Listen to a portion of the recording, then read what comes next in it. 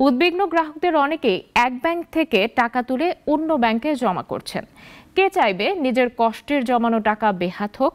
সম্মানিত ভিউয়ার, আপনারা স্ক্রিনে দেখতে পাচ্ছেন শেয়ারবাজার-নিউজ.com নামের একটি পত্রিকার নিউজ। 10 এপ্রিলের প্রতিবেদন। এখানে বলা হয়েছে সুদ আয় ও বিনিয়োগ আয় শীর্ষে থাকা 10 ব্যাংক, মানে 2025 সালে এই 10টি ব্যাংক বিনিয়োগ আয় ও সুদ আয় সর্বোচ্চ অবস্থানে আছে। এসব ব্যাংকে আপনার আমানত নিরাপদ, কোনো বেহাত হবার সম্ভাবনা নেই। চলুন মূল খবরটি জেনে নেওয়া যাক। কয়েক বছর ধরে ব্যবসা বাণিজ্য ও শিল্প খাতের স্থবিরতা, ঋণের চাহিদা কমে যাওয়ার কারণে ব্যাংকগুলো তাদের মূল ব্যবসায় সুদ আয় থেকে কম আয় করছে। আবার বিভিন্ন ঋণ কেলেঙ্কারির পরিমাণ বৃদ্ধি পাওয়ায় ঋণ বিতরণেও ব্যাংকগুলো কিছুটা সাবধানী পদক্ষেপ নিয়েছে। তবে একদিকে যেখানে ঋণ বিতরণ কমে গেছে, সেখানে অন্যদিকে সরকারের ট্রেজারি বিল, বন্ড এবং অন্যান্য সিকিউরিটিজে বিনিয়োগের মাধ্যমে বেশ ভালো মুনাফা অর্জন করেছে এসব ব্যাংক। ব্যাংকগুলোর মূল ব্যবসা হলো মানুষের কাছ থেকে কম সুদে আমানত সংগ্রহ এবং তা বেশি সুদে ঋণ দেওয়া।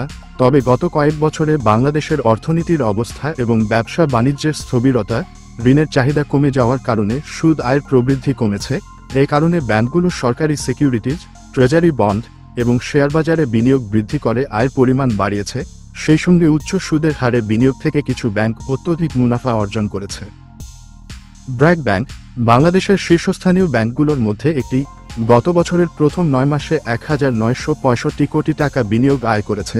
তবে ব্যাংকটির প্রকৃত সুদ আয় ছিল 1258 কোটি টাকা, যা বিনিয়োগ আয়ের চেয়ে 56% কম। ব্র্যাক ব্যাংক তারল্য ব্যবস্থাপনা করতে গিয়ে এই অতিরিক্ত মুনাফা অর্জন করেছে এবং এটি তার শেয়ারধারীদের জন্যও লাভজনক হয়েছে। একইভাবে পূবালী ব্যাংকেও বিনিয়োগ আয়ের পরিমাণ প্রকৃত সুদ আয়ের চেয়ে বেশি ছিল। ব্যাংকটি গত 9 মাসে 1419 কোটি টাকা বিনিয়োগ থেকে আয় করেছে, যেখানে প্রকৃত সুদ আয় ছিল 1195 কোটি টাকা। এটি জানাচ্ছে যে ব্যাংকটির সুদ আয় থেকে বেড়ে গেছে বিনিয়োগ আয়। বিনিয়োগ আয় শীর্ষে থাকা ব্যাংকগুলো: 1. ব্র্যাক ব্যাংক 1965 কোটি টাকা। 2. পূবালী ব্যাংক 1419 কোটি টাকা। 3. রূপালী ব্যাংক 1303 কোটি টাকা। 4. সিটি ব্যাংক 1012 কোটি টাকা। 5. ব্যাংক এশিয়া 980 কোটি টাকা। 6. ইস্টার্ন ব্যাংক 789 কোটি টাকা। 7. সাউথ ইস্ট ব্যাংক 697 কোটি টাকা। 8. প্রাইম ব্যাংক 693 কোটি টাকা। 9. ডাচ বাংলা ব্যাংক 662 কোটি টাকা। 10.